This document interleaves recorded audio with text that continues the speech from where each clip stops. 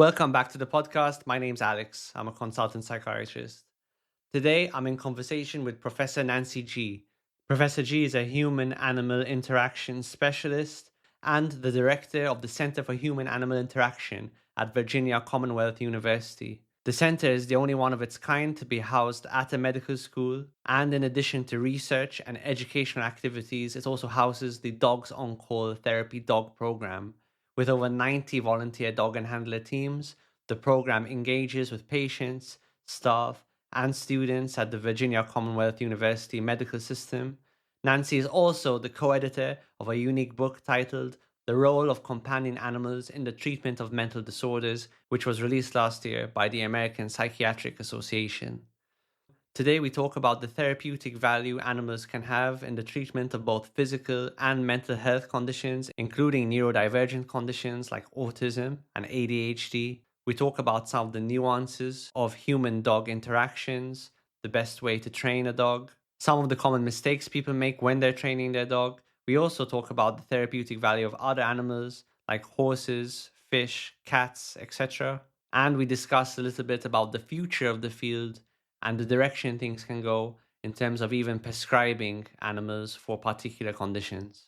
This is the Thinking Mind podcast, a podcast all about psychiatry, psychology, psychotherapy, and related topics.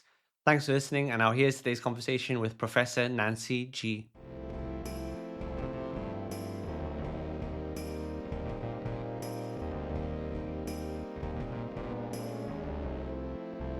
Thank you so much for joining me today. Welcome to the podcast. Thank you. It's great to be here.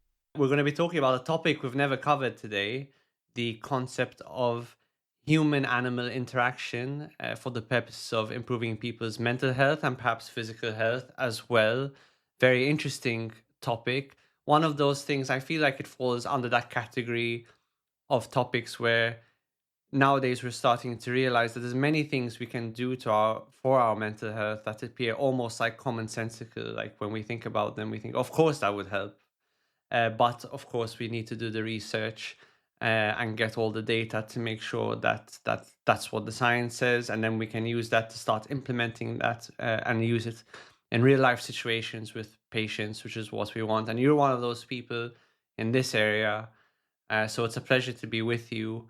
Can you tell us a little bit about how you got into this field, how you got into the field of animal-person interactions? Yeah, it's a long story. I've been in this field for a while.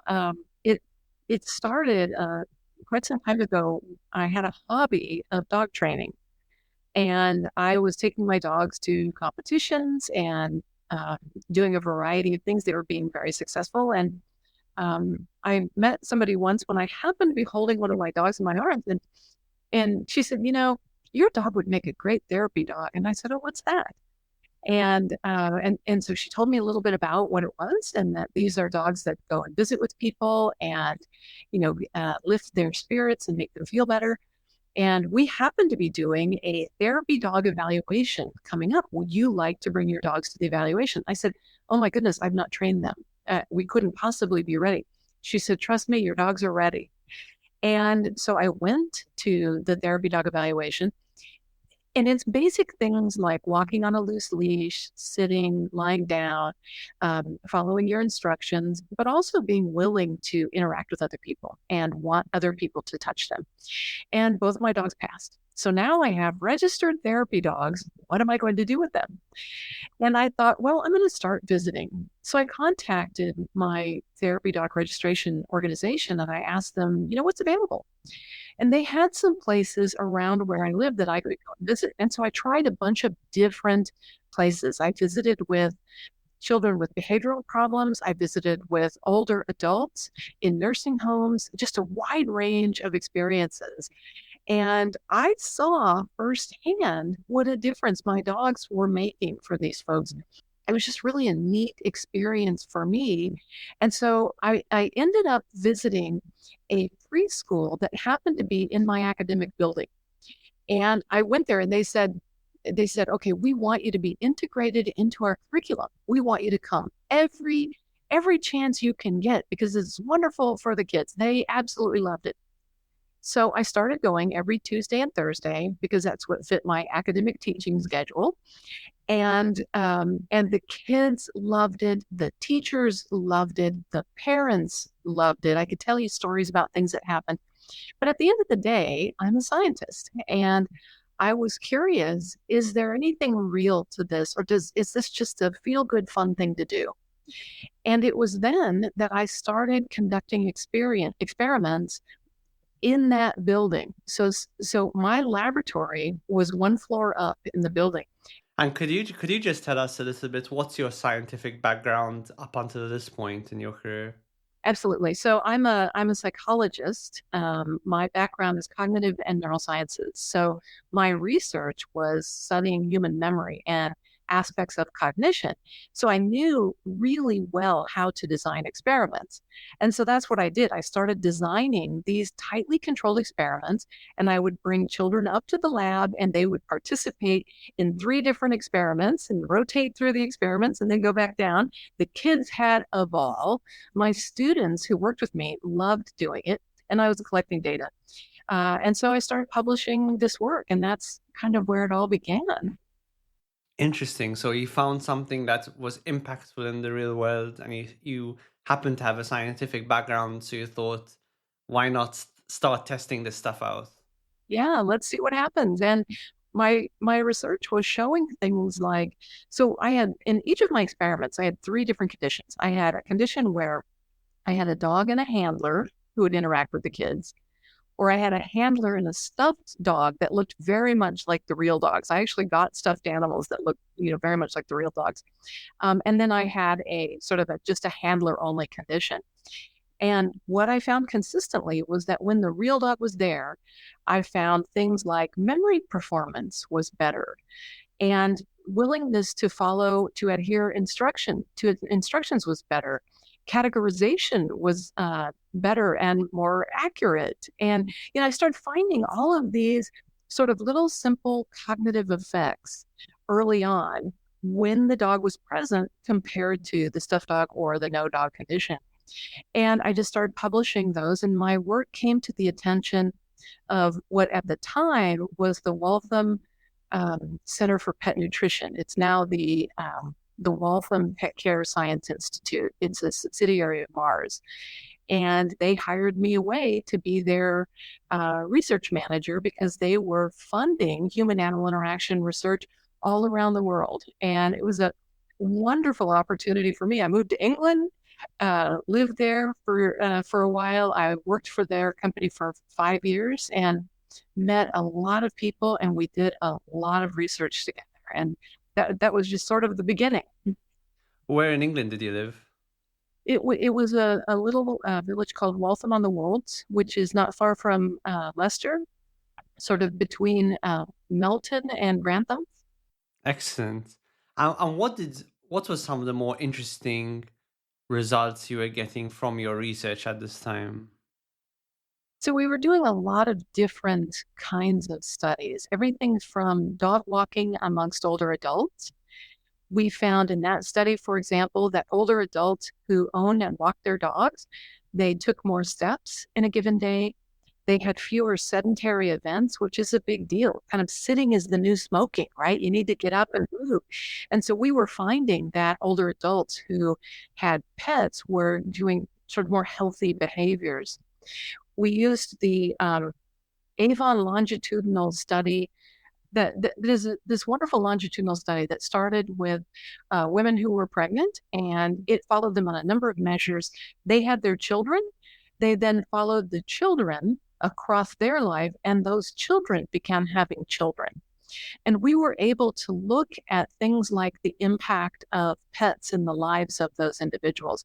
So we're able to look at pet ownership. And in fact, we just published a study on the Owlsback data recently.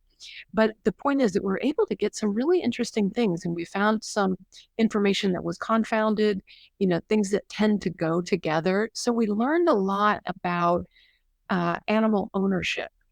And, it's very challenging to study pet ownership because from a scientific perspective, people want to choose their own pets, whereas scientists want to assign people to conditions, right?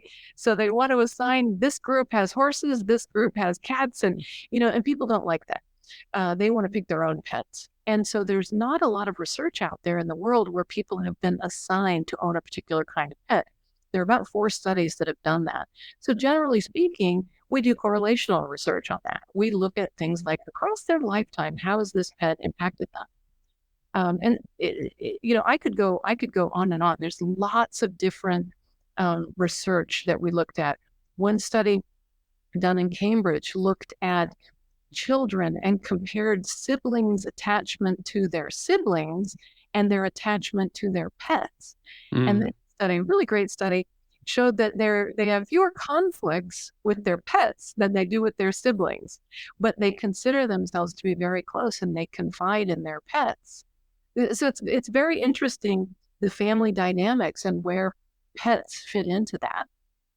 Yeah, I was going to ask, has there been any research on change in family dynamics and family systems based on the presence or absence of a pet? Because I often will see families who have pets and see how the family organizes itself around pets in a really interesting ways. And has any research been done on that topic? Funny you should ask. So I worked with Rebecca Fox in England, and we did a qualitative study where we looked at over time, what are the conceptions of care for a pet and how do pets fit into families?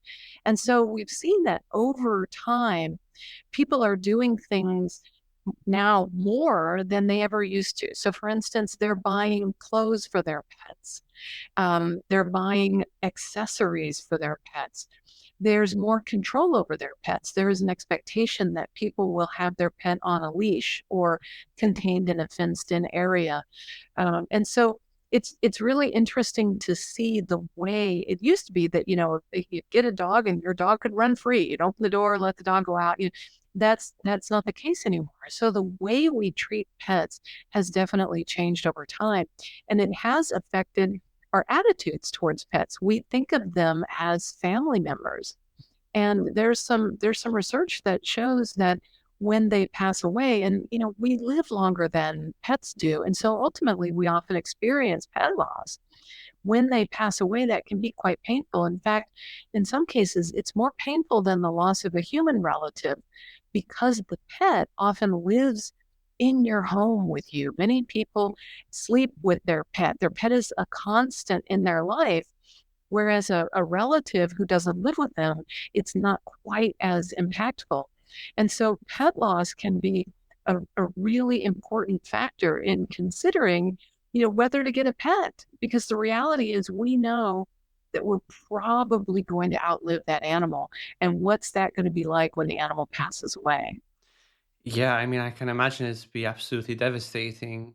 And I wonder what role pets can serve with people. And something, I work as a psychotherapist, so a lot of the problems I encounter are obviously to do with the sheer complexity of human-human relationships.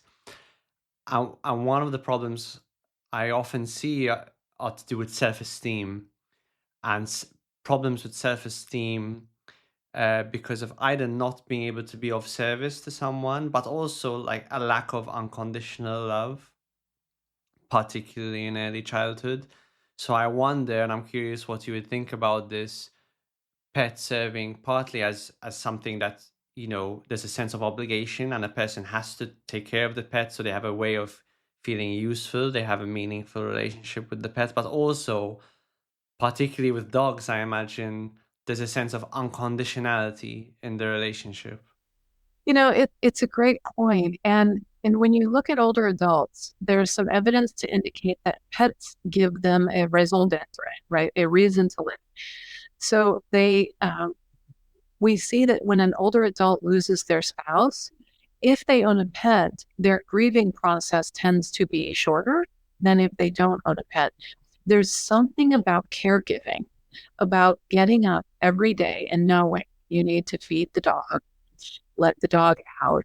You need to take the dog to the vet. You need to take the dog for a walk. You have responsibilities to that animal, and that provides some meaning in your life. And we see that particularly true for older adults. But I also want to point out that pets fulfill the four major roles of an attachment figure, right? We find them enjoyable, they're comforting, they're missed when absent, and they're sought in times of distress. And another thing that's really interesting about pets is that they tend to display similar attachment styles that humans do. And we did some neat research on attachment to pets, and we used a strange situation test and discovered that their styles are very similar to humans. If you think about kind of the history we have with dogs in particular, I mean, it goes back, what, 30,000 years, this process of domestication and selection that we've sort of brought them through, right? If you think back early days, we began hunting together because it was in both of our best interests, and then we began keeping them as pets. But through this process, we are breeding dogs that are likely to be more social with us. And as a result, the dogs that we have today, they're very adept at socializing with humans. They tend to be very sensitive to our emotional states and our gestures. They communicate using complex cues.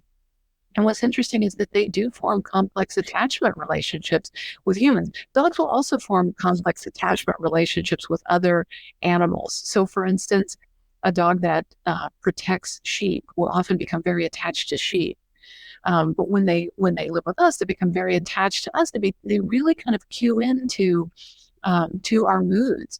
And if you have a dog and you've ever raised your voice in anger, right, the dog will react. You can see physically watching their behaviors, the dogs react. Some come to you, want to calm you down, and other dogs are, uh-oh, and they run out of the room. But the point is that they're reacting to your emotional state.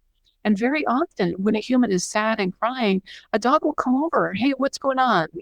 And they're curious, and the human takes that kind of as caring and support and unconditional love. And from the dog's perspective, it's probably, this is new and different. Is this okay? I need to investigate. I need to check this out.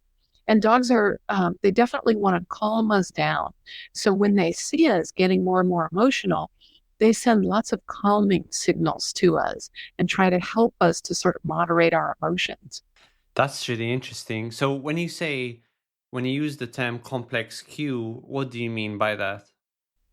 In terms of complex cues, so complex cue, we think of giving dogs instructions, right? We say to them, come sit, but the reality is we're giving dogs very complex cues every day. One example is people who feed their dog canned dog food. You hear that can opener opening, the dog runs running, they've definitely cued into that. Dogs know, somehow they know the days that you go to work and the days that you don't go to work because they've been watching your behaviors. So they have seen that in the days that you go to work, the alarm goes off, you get in the shower. So they're watching for pretty complicated cues. They're also really good at having an idea about when you're coming home. And some of that is that they have amazing senses. So they could hear your car coming home. They could smell you coming in. There are a variety of ways that dogs can kind of ping to those things. But also, they kind of get the cue, right? They understand about this idea that this is about the time of day when mom or dad comes home. And they clue themselves into that by things like, I'm not making the argument that they can tell time, but they can certainly smell the time of day to some degree. It gets warmer in the middle of the day, and the smells change, and the dog can sense those kind of temperature variations. They have senses that are much stronger than ours, and they can sense things that we might not notice. And so that's telling them the time is passing, and it is about this time of day that mom or dad comes home. And it is about this time of day that I get fed. And it is about this time of day that we go to bed. And they start, behaving in concert with those cues that are around them. Wow. And when you say complex attachment relationships, do you mean relationships where the dog would serve more than one role? For example, protecting sheep, but also caring for sheep. Is that what you mean by that? Yeah, it can be taken in a number of different ways, but that's a really good example. Also, within a human household, there are multiple people, and they may form different attachments to different people and have different expectations about what each of those people will do. This person, they're the treat machine. I can always count on them to give me treats. Whereas this person, they're really good at opening the door to let me go outside. So they can get some complicated information from us and they can attach differentially. They can really want to snuggle with one person and play in sort of a raucous way with the child, for instance. So there's a lot of complexity in terms of their relationships with a variety of human beings, but also, as you mentioned, with animals as well. If a person were to get a new puppy, how important is training? And if it is important, what are common mistakes people make when they're training a new dog? I know nothing about this topic, so just talk to me like I'm five. Now, training a dog is so important, and it's part of what helps you to bond with the animal. They really enjoy training. So, first of all, I advocate 100% positive reinforcement in the training. And that can be challenging for people because puppies can do annoying things. Puppies have sharp little needle teeth, and they learn about the world by putting their mouth on it, and it can be painful. And so, how do you teach a puppy, for instance, in a positive way that this is what you can put your teeth on, and these are things you shouldn't put your teeth on? And so, it involves some thought, and oftentimes getting into a puppy class or a basic obedience class, a family companion class, where the dog learns basic things like how to go into a crate and to enjoy. We play crate games where we make it fun to go into the crate so that the dog really likes being in a crate. Here in the United States, we get these massive weather patterns. You've heard about probably the recent hurricanes. And it's important to crate train your dog so that if you have to evacuate, you can pop your dog in a crate, put them in your vehicle, evacuate, and then wherever you evacuate to, the dog's happy to stay in their crate. Of course, you take them in and out, but you're kind of doing some disaster preparedness. But there's some basic things that you can do with a puppy to really help them prepare for life in your home, and also to prepare them for places that you might take them. If you want to walk your dog, for instance, in the neighborhood, you need to train them to walk on a leash. Dogs don't automatically know how to do it. They want to pull. They're excited. They want to go somewhere. And so you have to teach them, well, it's very rewarding if you walk next to me. It's not rewarding if you're walking over there. And so you have to find ways to be rewarding to your dog, and also to make your dog feel a sense of safety around you, that you're the one who's there to protect them and to help them through the world. So you're not the one who's going to be angry with them or come at them with a newspaper, for instance. It's a really bad training technique. We definitely don't want newspapers. Don't work. In the olden days when a dog would pee in the house, right, a person would rub their nose in it and swat them with a newspaper. Well, all that's really teaching the dog is, oh, I got caught. So I know I'll go behind the couch and do that because they won't see me do it and I can get away with it. And it's damaging the relationship as it would with a human. With parents, we want to be positive with our children and teach them in positive ways. It's the same sort of thing. So common mistakes would be to not take the dog to training class. That's a big mistake. And to have an expectation that the dog understands English, because they don't. They don't understand English. There are some words that they learn to understand over time. So they learn things like, fetch and want to go for a walk. And so, or squirrel, they learn some of those words. But generally speaking, we need to show them through behaviors, the kinds of things that we want from them, and then reward them through those behaviors. So I suppose when the dog does an undesired behavior, you're going to use an absence of positive reward rather than a negative reinforcement. And then when they do something desired, then you do some sort of positive reward. And what are like really common positive reinforcements? It's a great question. And we do more than just the absence of reward. So first of all, you're right. When a dog, for instance, one of the hardest things is that dogs want to jump up on people, right? So when the dog is jumping up, you just ignore them, turn away, you kind of ignore them. And when they're not jumping, you want to ask them for a desired behavior. So ask them, can you sit? And when the dog sits, you treat, treat, treat. And so instead of just nothing, you want to ask them for something that they can do. And so something very simple. So one of the first things you want to teach a dog is to sit. Give them lots of reward for the word sit. And then that's a very simple one because they can't be sitting and jumping up at the same time. So you can eliminate the jumping up by rewarding the sit. Yes, that makes sense. So you're giving them a clear pathway towards desired, which you can't do the desired and the undesired at the same time. So you could see how that will work. Wow, that's really interesting. And I suppose going back to your point that dogs don't speak English yet, um, I suppose you want to be really leveraging nonverbal cues like vocal tonality, body language. Is that right? Things of that nature. You know, it's funny. I used to teach a human animal interaction class to undergraduates, and I would bring a dog in and do some example things. We would do clicker training, which is positive reinforcement. We do a variety of those things. But one of the things that I would do is I would talk to my class about how dogs do respond to the tone of your voice. And a question always goes up at the end. And so you can get your dog's attention just by raising your voice at the end. And so I would say to my dogs, I would say, hey, do you want to go do some matrix algebra? And they're wagging their tail and they're super excited. They definitely want to go do matrix algebra. They don't know what matrix algebra is. But the point is that the tone goes up and the dogs get excited by that. And so absolutely, tone of voice, it's important for us to think about our own sort of body postures around the dogs.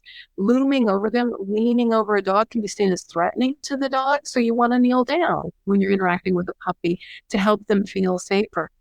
But one of the biggest things is that humans are notoriously bad at reading dog signs. So they give us lots of signals, and we tend to not be great at reading those signals. Everybody assumes that a wagging tail is a happy dog, but a dog can be wagging their tail and bite.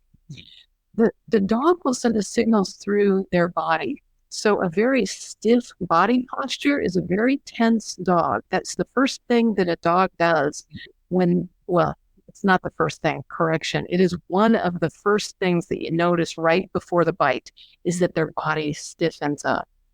So that freeze, when the dog freezes, when their mouth closes, when they do this thing called side eye, they're not really looking at you. They're kind of looking out of the side of their eye. You can really read the tension in the dog. When a dog isn't tired, but they yawn, that's a stress sign.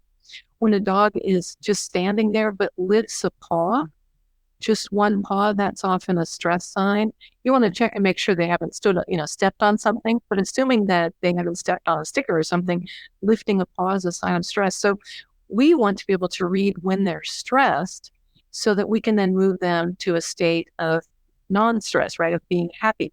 And so when a dog is relaxed, their body is loose, their mouth is slightly open, often their tongue is kind of falling out to the side.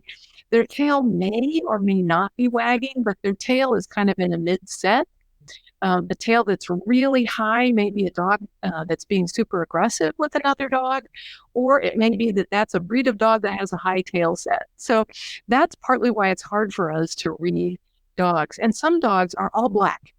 And when they're all black, it's hard to see their facial muscles moving. And so it's a little bit harder to read their expressions.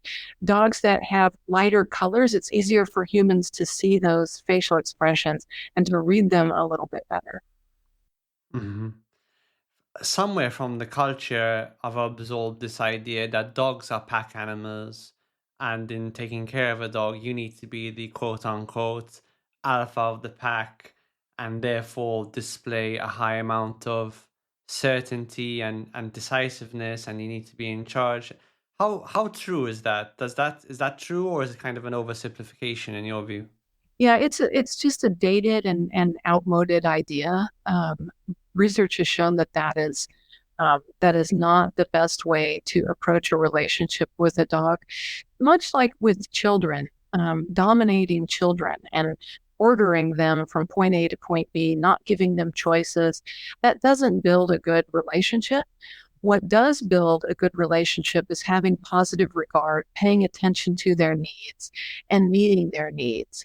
And to the extent that we think they're giving us unconditional love, we want to return that so they feel safe with us. So we aren't dominating them. Now, does that mean that the dog can walk all over us? It doesn't. And that it doesn't mean that with children either.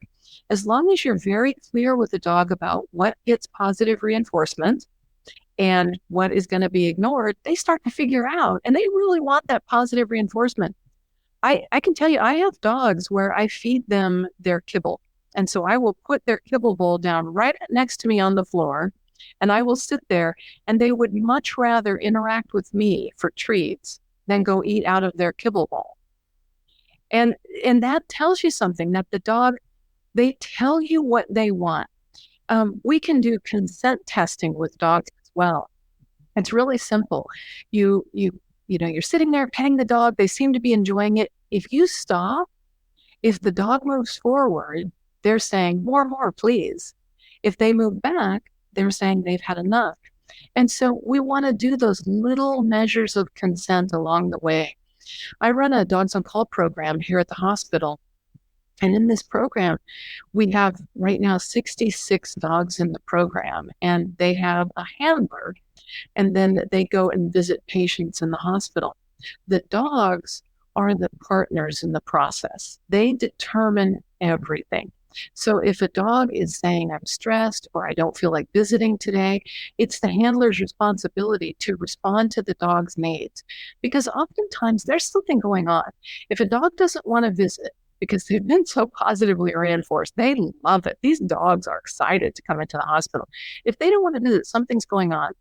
I saw a handler with his dog leave, and the dog walked outside, and the dog was sick.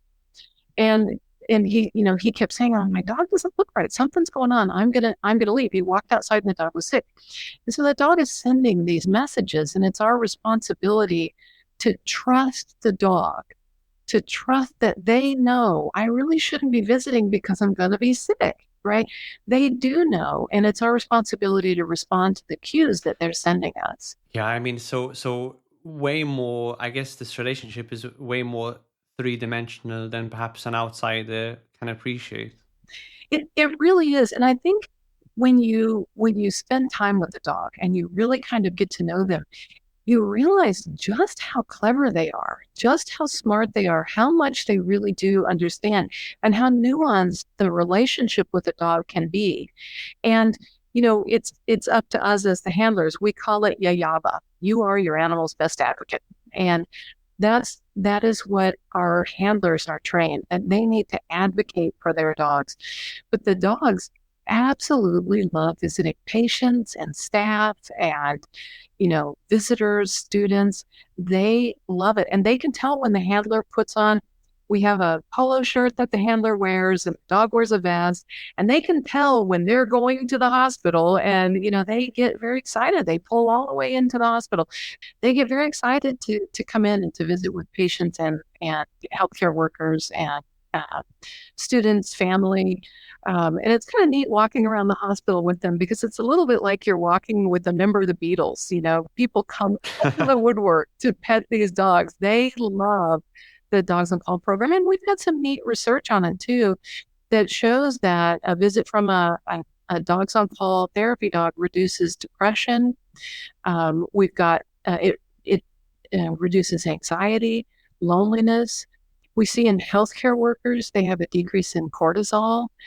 So there are some measurable effects of the presence of the dogs visiting in the hospital.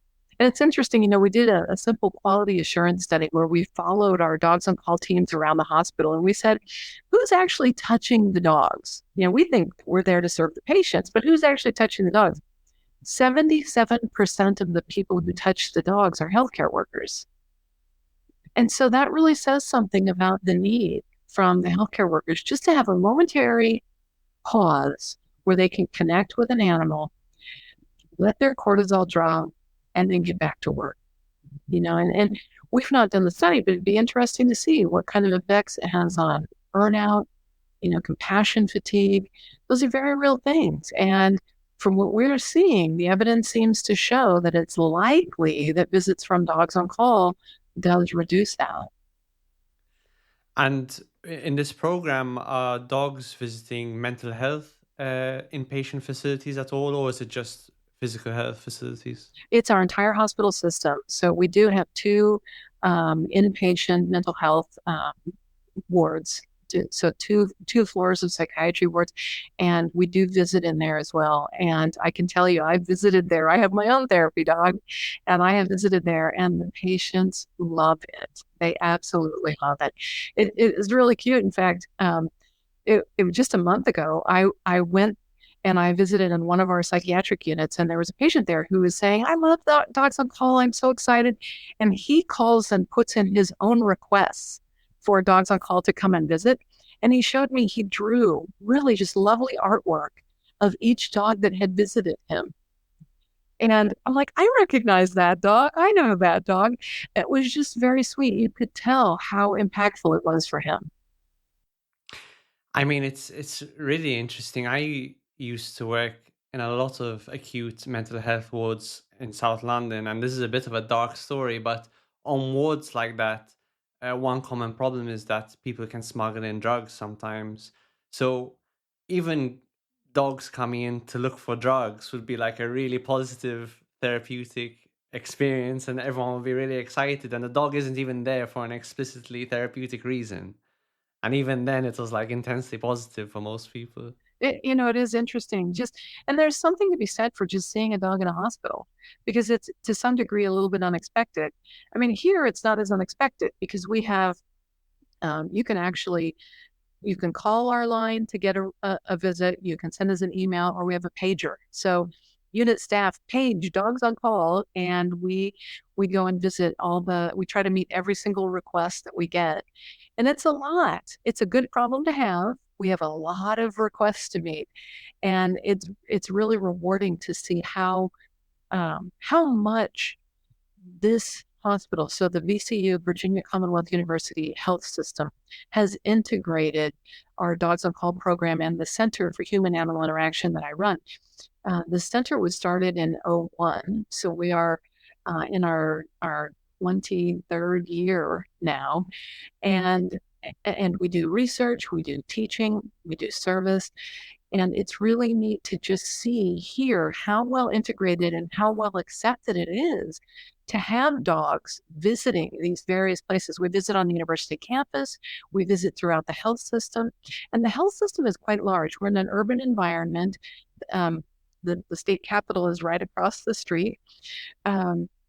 And so we have lots and lots of patients here, but we also have dogs on call that extends to our other units that are farther away. We've got a hospital that's 2 hours away in South Hill. We've got another one that's an hour and a half away. And all of these locations, they see dogs on call and they want to start their own dogs on call program.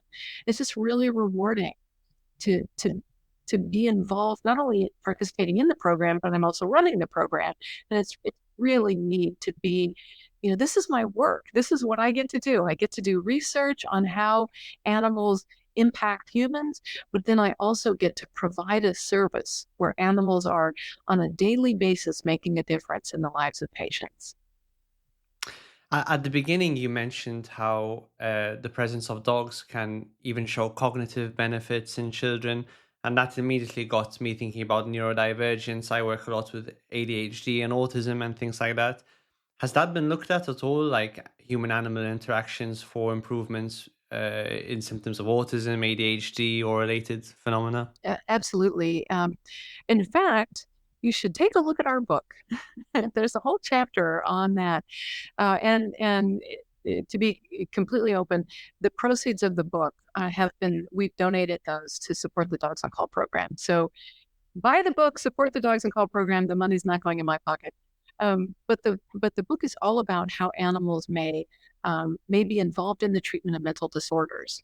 And it was published by the American Psychiatric Association. It was actually an invited book. And there's a whole chapter in there about how animals have been involved in the treatment of ADHD and autism and a number of those neurodivergent disorders. What's interesting is that I get a lot of calls from, for instance, a parent will say, I've got a child on the spectrum and I think I want to get a dog for him or her. Would you recommend it? That's really hard to make a recommendation because it is so dependent on that child and their affinity for dogs and their desire to connect with a dog. There's been some research using guinea pigs, some research on involving dogs, but at the end of the day, for the children who really do connect, it can be incredibly beneficial. But also, there's the other side where there are children who are very upset by a dog and who really don't want to have the dog around them. So I can't advise parents, go get a dog because it may or may not be effective for your child. You really have to have your child get some experience with some dogs to see if they have the affinity for a dog, if they want to interact, the desire to interact. To some degree, if you think about all the research we have, and we've got quite an accumulation of research at this point, but if you think about all of that research, it's on people who like dogs or who like animals. Seldom would somebody agree to be in a study if they're allergic or fearful. So the research base is really about people who have an affinity towards animals. And so we can say, yeah, we found all these great results for children on the spectrum or for children with ADHD. But it's for those children who do like dogs and or have an affinity to dogs or whatever species of animal you want to involve. Yeah, so that's an important caveat. Uh, and with that caveat being said, a lot of people worry that, for example, if their child doesn't have a sibling, they won't learn as well how to socialize, how to get along with others. Would it be fair to say, if it's appropriate and a child develops a relationship with a pet, that they can learn a lot of the importance and a lot of the nuances of a reciprocal relationship in that manner by having a relationship with a pet? So assuming they have an affinity and they enjoy interacting with an animal, absolutely, there are a number of benefits, not least of which is that the dog can help them connect to other children because children want to hear about the dog and what's your dog's name, and it starts communications and it can help them connect in that way. It can help them to become more social. You're right, it can help them to understand that when you're nice to the dog wants to be around you, but when you're not nice to the dog will move away from you. And so there are a lot of ways in which dogs may be beneficial in those situations. But you're right, we need the right mix. We need to make sure that this is a child who really does want to be around dogs, because the reality is that there are children on the spectrum who are very fearful of dogs and are very overwhelmed by dogs. And so we have to be fair to the child and to the dog in pairing them together. We can't assume you just get a dog, put the dog in the room with the child and everything's going to be okay. That's not the case. It requires some work, and it requires a parent or an adult to be present to supervise the interactions, because it can go south. And with a parent there making sure that the interaction is going well, that's in the best interest of the child and the dog. Yeah, that makes sense. We've talked a lot about dogs so far, and for good reason. But what are the other animals that deserve a special mention in terms of their therapeutic value to people? There are a number of other animals, and it's neat that we talked about dogs because you're right. Most of the research involves dogs, but there's lots of work done with horses. So equine therapy it has been used in a variety of settings. For instance, with women who have faced partner abuse, um, interacting with horses has been extraordinarily beneficial. Horses are prey animals, and they behave differently than dogs, which are predators. And so your interaction with a horse has to be very different from the way you would interact with a dog, for instance. And so it brings different things to the therapeutic setting. Cats have also been involved in this research, though less so, and usually as in a pet ownership kind of setting. So that typically people interacting with their own cat. Guinea pigs have been involved. The most common pet in the United States are fish. Fish outnumber all other pets by some distance, and largely because you can have one tank and lots of fish in the tank, right? But fish also help our blood pressure decrease, help our stress decrease. There's a little bit of mood elevation. So having a fish tank, for instance, in a dentist office can help calm people down before they get their teeth drilled. But it can be beneficial in other settings too. For instance, in nursing homes, older adults who have cognitive impairment may forget to eat. Their taste buds aren't as effective, so eating isn't as desirable to them as it used to be. And so getting them to get enough calories can be challenging. If you just put a fish tank in the dining room, older adults will eat more. So there's been research showing you can increase calorie intake just by having a fish tank in the room. And what about specific benefits for dementia? Perhaps that was covered in your book. It is. There's definitely a chapter on dementia. There are a number of benefits. Some are very simple. So there are dogs that are trained to essentially take people for a walk. So they are trained. You put the dog on a leash. An older person who's physically capable can walk the dog, and the dog will return back to the facility. So that's one kind of neat way to get an otherwise physically capable person out for a nice stroll. But dogs also do things like they help people to orient to the time of day or the day of the week. So for instance, when therapy dogs come and visit memory care units, for some reason, they tend to remember when the dogs are going to come. And they're excited to go down to the room and, meet with the dogs. And so it can help them to orient to that. Do you think that's like an emotional landmark, like the emotion landmarking time better than something more rational, let's say? Yes, I think it gives them more cues to the memory, and it helps them to access that memory because there is an emotional element. There's a tactile element. There may be a smell element. There's all kinds of things that can help them to remember that. There could be a sound that, the jingling of the dog's tags. There's a variety of cues for when the dogs are going to come. And you're absolutely right. The emotional component, the joy. And as I said, I've interacted with older adults in nursing homes, and they all want to tell stories about their own dogs. And it's just really neat to sit there and listen to them tell you a story about their own dog. But yeah, absolutely. Older adults with dementia also benefit in other ways. They're more willing to they tend to score a little bit higher on activities of daily living when done with a dog than when not done with the dog.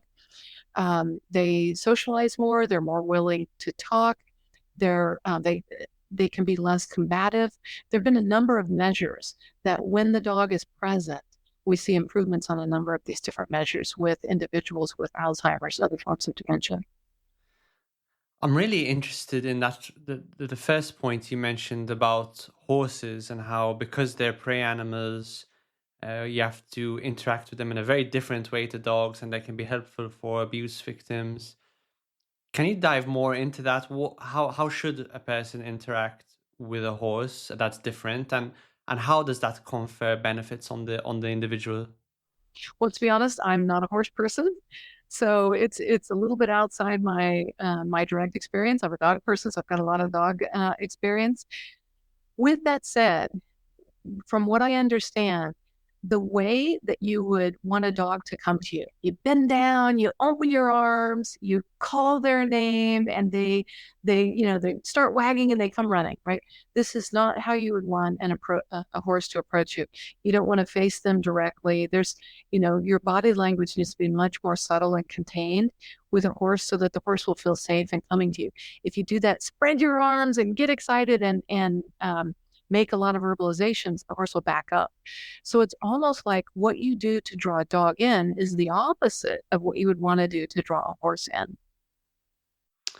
And so I guess, is there some value in learning to create a sense of psychological safety that, and I'm speculating that perhaps then the person can apply to themselves as well? Is that how the theory goes?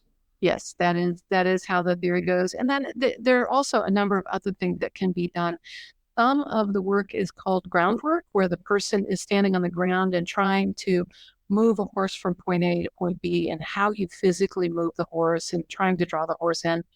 And some of it is done on a stride. So some of it is done on horseback. But a lot of this work is done by a groundwork with a trained mental professional there, sort of working them through the process and making it as beneficial to their unique and individual circumstances as possible. Right. You've obviously carried out and supervised a lot of research in this field, and I'm curious, out of all of these years of research, what are some of the findings perhaps which have shocked you the most or surprised you? I have to tell you, early on, when I saw that memory was better in the presence of the dog for preschool kids, I just, that's not possible. That's not true. And I discounted it. So I wrote it off to them being the preschool children being able to focus and focus on the demands of the task. And so I wrote it off to their engagement and motivation.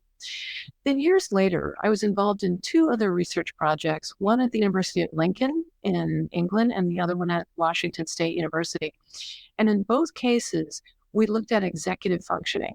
So this is Which is big yeah, in ADHD, of course. yeah. So executive functioning is very important for our ability to plan, problem solve, remember things, and it's highly correlated with success in life.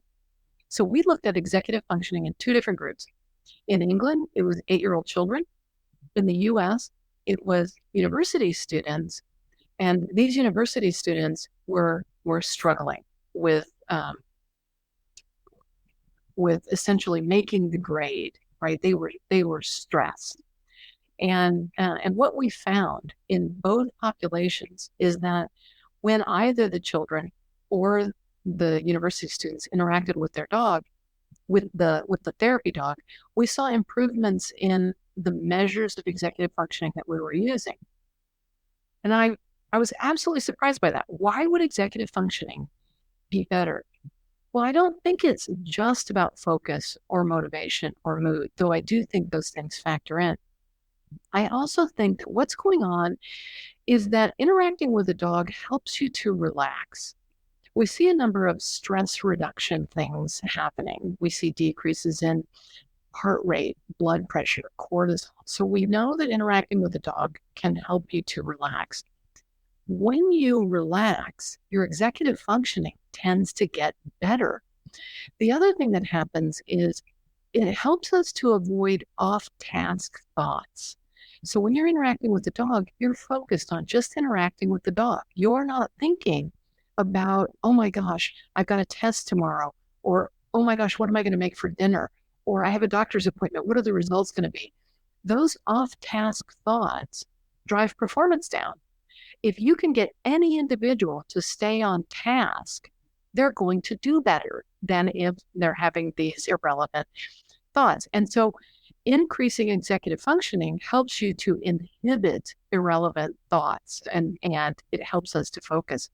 So to answer your question, to me, the most surprising finding has been that to some degree, interacting with a dog makes us smarter.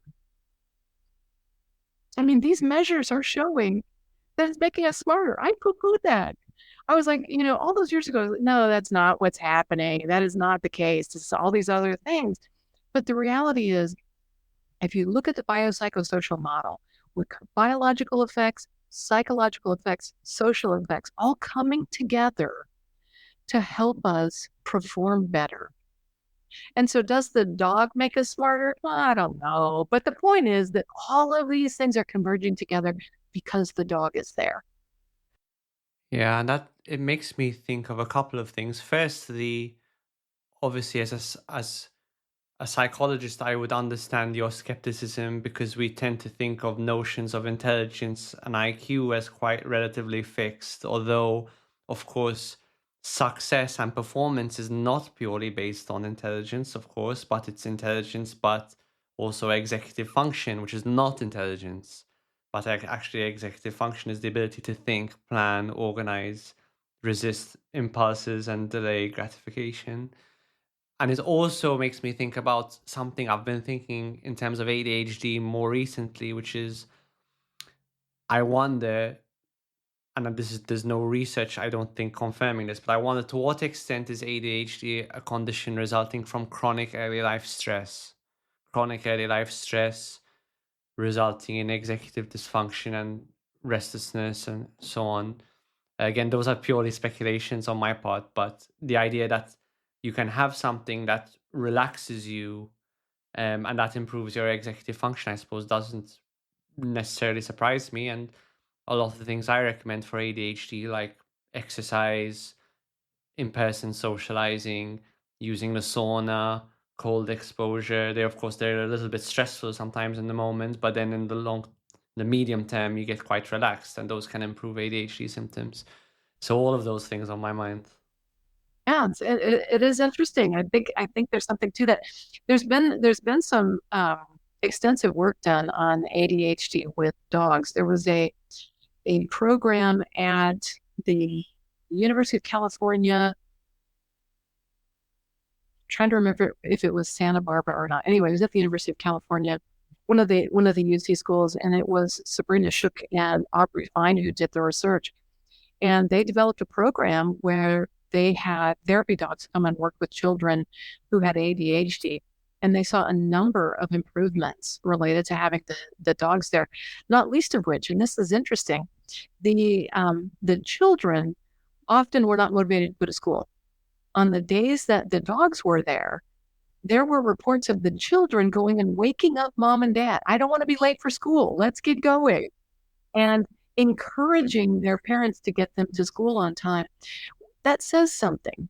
That putting a dog in that situation can make a real difference for individuals in those populations.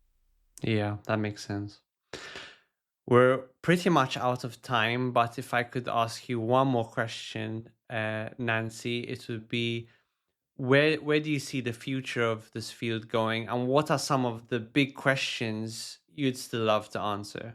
Yeah, it's a good question. I've recently given a couple of state of the science presentations, and we are really at at a precipice, I think, in the field right now. We've got a lot of information that says there is something unique and special about the contribution of an animal in a variety of settings. What we need to do now is we need to get more information. We need to know who benefits, when, where, how, why. We need to answer a lot of questions. The field is really ripe. There's a lot of work that we can do. So we're seeing effects, but we need to get more information. We're at the point where the possibility of prescribing pets is on the horizon. Now, we have to be very careful with that because we want to make sure that it is an appropriate situation. So we have to take into account the type of animal, the particular situation, but this is a possibility. Right now, with the Dogs on Call program, a doctor could actually put an order in for a Dogs on Call visitation. The problem is we're a volunteer-based program. We can't guarantee that we could get a dog there. So they're not putting orders in, they just put in a request. But that could be next. We could start having these programs in hospital settings where it's very clear that in this circumstance, the presence of the dog is going to be beneficial. Why? Because we've got the evidence to show it. Okay, now that we know that, let's put the dog in the situation. But before we do that, and I always want to end with a note about animal welfare. It is so important to consider the animal side. We want the animals to be our partners. They are not objects for us to use to our benefit. Even in the book that we wrote, we never talked about using dogs to achieve things. We talk about partnering with the dogs because we want the dog to have agency. We want the dog to say, I don't want to do this, and to be able to remove themselves from the situation. The interactions always go better when the dog wants to be there. When the dog doesn't want to be there, that's when interactions cannot go well. And it is so important to make sure that these creatures are respected for what they do bring to the situation, and that we are very careful about what expectations we apply. Because as I said, they don't speak English. We can't expect them to understand, these complete sentences. We have to watch their behaviors and follow what their body is saying, follow their stress signs and their happy signs, if you will. Yeah, and I think the paradigm of partnership makes total sense. And on a note on prescribing, as a clinician, one of the things that's quite disheartening is when you're with a patient or a client and you feel like you're running out of options. So the idea of having more options on the table, and also the kinds of options which are much less likely to have side effects and than to fall into that sort of almost common sense framework, it will always be great to have more options like that. So on that note, thank you so much for your work, Professor Nancy G, and thank you for spending some time with me today. Would love to help you promote your book, The Role of Companion Animals in the Treatment of Mental Disorders. We'll put a link to that in the description. Thank you so much. Yeah, thank you very much for having me. It's been lovely.